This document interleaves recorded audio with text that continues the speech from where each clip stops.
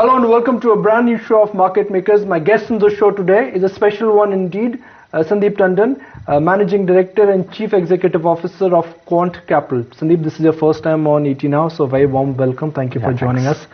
Let's first talk about the current market environment. When we started the year, things were looking rather rosy for Indian markets. Things were looking rather messy for global markets. But if I map how things have actually moved this year, Indian markets have corrected and global markets have moved from strength to strength. Pretty ironical. Okay. See, but you have to look at India started rallying right from maybe end July, beginning August onwards. So we have seen 5 months of continuously move in the market. Where in that phase, because of global issues, global market was slightly suppressed. That was the only phase where emerging market has actually outperformed the developed market. Otherwise, developed market was outperforming. So I think it's a small correction which has happened. But broadly, I am still bullish on the equity basis, global equities in 2030. But if I map the macro indicators, inflation is stubborn, crude is sitting at a fresh 4-week high.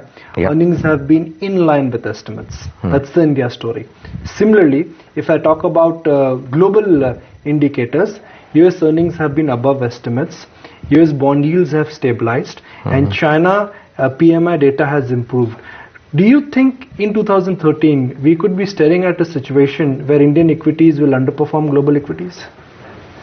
See, if I have to look at India can underperform US equity, potentially yes. Okay, but in absolute basis, I think India also has the potential to give you maybe 20-25% returns. Okay, so we like US a lot. So number one pick is US. Number two pick is clearly Tokyo market because of yen background. And third market which we like is India with an emerging market. Your big call for 2012 was weakness in yen. And your big call for 2000 again has not changed, which is you expect that yen is in some kind of a structural downtrend. Correct. What do you think that means for global markets and what do you think that means for India? See, weakness is yen clearly means extraordinary liquidity will come from Japanese market also.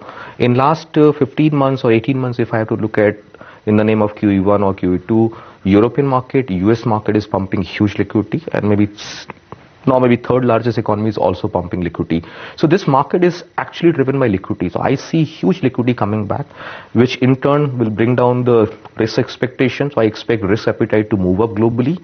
And hence market should be in a very strong situation. So if you recollect in 2008, in fact, we also made that call around 110 level when yen was there in July 2008. And we have talked about a target of 65 in 5 years time. That was one of the biggest trigger of global market collapsing. Okay, because if you analyze historical trend, whenever yen appreciates, market comes off, and when yen depreciates, I'm looking about global market. You may not get a perfect correlation, but broad trends you will get it. So big call in right from 2012 we have been talking about the yen will start depreciating based on a lot of behavior characteristic which we track, and we are very convinced the yen has a potential maybe 110, 120 in maybe 3 years time. So in fact our year-end target was 95 and has already touched 94. So maybe it can peak out from a trading perspective, short-term perspective. We think yen could have peaked out from this year, first quarter or first half perspective.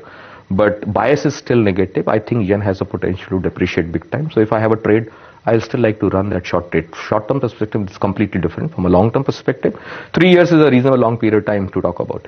In the near term, you're bullish on crude, but in the long term, you're bearish on crude. Why is that? See, we are in general bearish on commodities. Okay, given the global slowdown, it has its own impact. My personal opinion is China has structurally peaked out. Okay, you might see a corrective move. Okay, so this year we have also positive on China in absolute terms. Last year we have talked about China will underperform and will give you negative returns. We think China can also give you 20-25% return in the current year. That's a high probability. But China can still underperform US market, can underperform Tokyo market and even India market. Given this background and from a risk perspective, we think commodities market will underperform. If you look at this is the first time after QE3 happened, commodity prices has not moved up. Okay, you have seen impact everywhere. This is the first time commodity market has showcased some amount of structure weakness. I am extremely bearish on crude from long-term perspective. People are talking about gas market maybe in 2020 sort of thing, okay, or maybe 20 years, or some people are talking about 15 years. My sense is that derivative market is already indicating that gas market maybe next 10 years will be bigger than the crude market. And leverage market is very smart enough to factor this part. Okay, and that's the reason I'm seeing some amount of slippage out there. And our view is long term is quite bearish, maybe 60, 65. On NYMEX crude, not on the Brent. But in the near term, do you think Brent could easily go to 125, 130? We track NYMEX more closely, so maybe 102, 105, right now 96 or something. So in this report, recent report, we have talked about 102, 105 possibilities there. And that too we are talking about in first half and maybe most probably in first quarter itself. The last part of the report, let me read out a strategy on silver and gold. Long silver, short gold. Why is that? Okay. First of all, as an asset class, we are very clearly that gold will underperform equity, but within the bullion segment or the precious metal space, we think the gap between silver and gold is on a higher side. Okay. Lot of demand is started picking up from China, and lot of retail participation is now coming in the silver in a big way. And keep that aspect in mind that silver has a lot of industrial users. 50% is the industrial users. So if demand picks up, supply is not going to improve. So we can see silver outperforming gold big time. In fact, I'm extremely bullish. If I have to take about, let's say, 5 years, 7 years time frame, then I think it's a possibility that silver we might see close to absurd number of $100 or so. So what could drive strength in silver? As I mentioned, it's the demand supply gap is definitely there. Okay, and there's a perception issue. Gold is significantly high. Okay, so it's beyond the reach of a retail participation. So gradually people are shifting towards, we are a very large player in the bullion market. I have seen in last 1 year the silver demand has picked up. We have done more import of physically on silver as compared to gold. For last many years it was gold. So we are clearly seeing the demand is picking up. Let's look at the other moving puzzle, and the other moving puzzle is what will happen to global liquidity. At a time when global growth is making a comeback, do you think somewhere in 2013 central banks, they will be tempted to pull the liquidity plug out? Because Fed has already indicated that. Doesn't look like, okay. If sometimes you see contradicting statements also, but the way things are shaping up doesn't look like. My personal assessment is that this liquidity-driven bubble can last till maybe 2014-15 also. Okay, so it still has potential to see massive rally. I mean, maybe I'm more bullish in 2014 as compared to 2013, because this year we are calling our strategy as a gathering momentum. So we expect that 2000 will be a basing formation, and momentum will gather, and then you see a big move happening in 2014. As a firm, you correlate currencies with commodities, and then you also correlate equities. So if you map all the three basic moving parts, which is currencies, commodities, and then equities, where does India stand? Okay. See, let's be clear. Fundamental situation obviously is not great in India. Whatever movement we have seen is completely liquidity-driven rally. And our view is that the emerging market will still attract reasonable large inflows. Okay. So it's all about liquidity. Completely about liquidity, and we are forecasting that this trend will continue, and you might see a bubble happening on the liquidity front. So obviously India is going to be a beneficiary of that. So I'm also talking about, look at the background when liquidity is coming in and people are pessimistic. Okay. People are pessimistic up to that extent, and within their subconscious mind, people are pessimistic. We talk to a lot of global firms. Okay, obviously market moves up, so people tend to participate in that, but mindset is not there. We have a very unique indicator which talks about the behavior characteristic about market, and maybe for India I can talk about the Quant put concentration index, is what we call it. Is hovering around lifetime high. Something similar happened in August 2012, and we have seen a massive rally of 20-25%. After that also the put concentration index remains at the upper band. So your proprietary indicator is indicating that even though Indian markets have appreciated by a good solid 20% plus in last 1 year, pessimism is still at an all-time high, and the overall pessimism will drive Indian equities. Yes. But do you think the euphoria this time has got exported? You know, we talk about retail investors, we talk about the fact that retail investors are not active in Indian markets, but look at global investors. They're buying India, they're investing in India on a daily basis. Do you think the euphoria has got exported?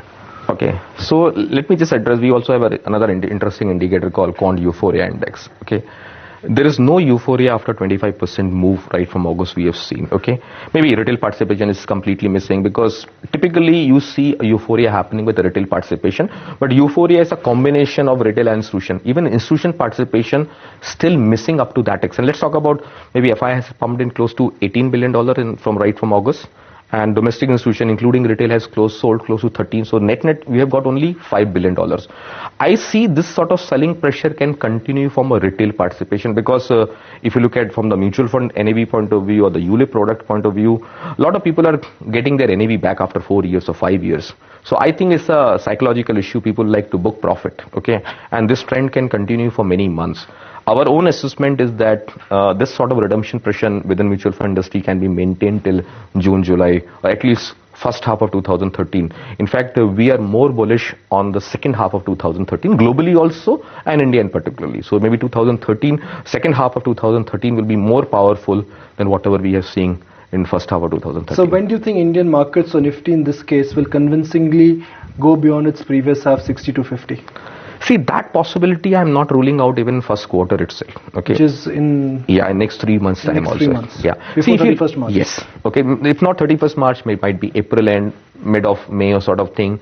See what is happening. Look at the move which we have seen. If there is no euphoria, market cannot peak out without a euphoria. Okay. Like we have seen in November 2010, market peaked out and then we see a reasonable 8-9 months correction. That is not the case right now.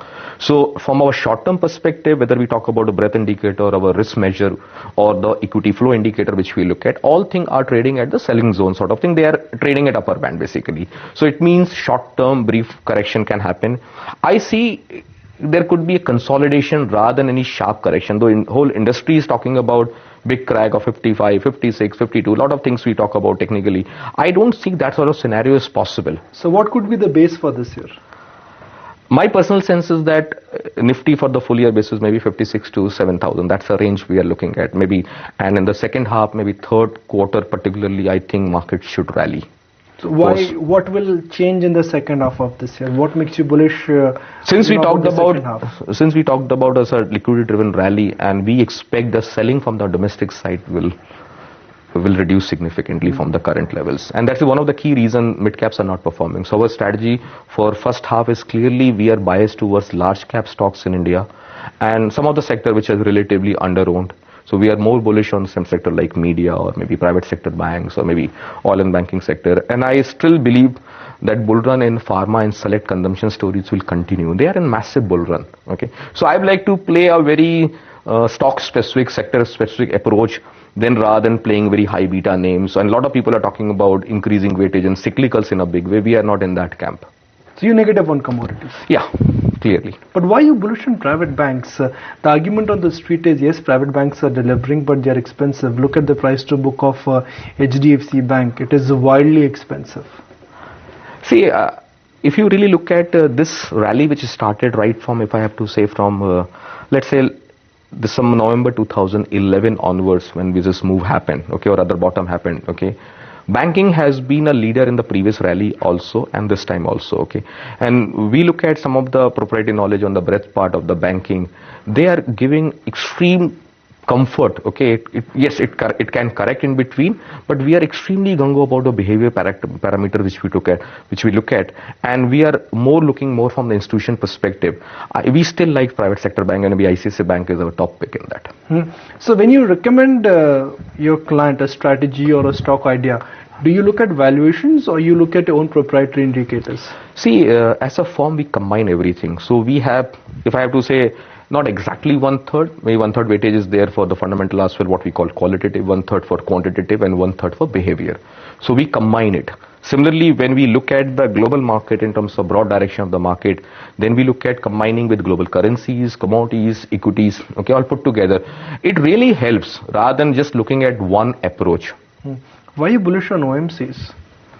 See, this one sector is, if clear call is on crude, okay, so I'm very bullish on OMCs. I'm also equally more bullish on the airline stocks, particularly Jet and SpiceJet, okay, but they have already outperformed big time in last few months. Airlines? Okay, airline, these two stocks, because if crude, my view is 65 in 3 years time, then I like to play with private sector airlines rather than OMC, but we like OMC. OMC again, under-owned sector, grossly under-owned sector, okay. People are not bullish because government sector and people have burned their finger very badly in the past. So we are looking for media, we like oil and gas sector. Okay, in fact, we are not negative on Reliance also. Okay, the whole world is actually very bearish. Okay, we think in Reliance's potential to give you some positive surprise in next 2 years' time. You like consumption, but within the consumption basket, you like Tata Global Beverages and United Spirits. You don't like the classic consumption names, ITC or HUL. No, we like, but in terms of preference, we have given weightage to these names because same funda is there under own. Okay, and the sector is still very nascent stages. Okay, I'm more bullish on global food stories on a global basis when you talk about Diageo or talk about Nestle, more from a global perspective. And these stocks have still potential to multiply from the current level. See, I'm very bullish even on ITC. It's not like we are negative on ITC or Britannia or Lever. Okay, I'm equally gung-ho about ITC because we believe the bull run which started in pharma and FMCG sector right from 2008 can continue till 2015. That's a house call we have.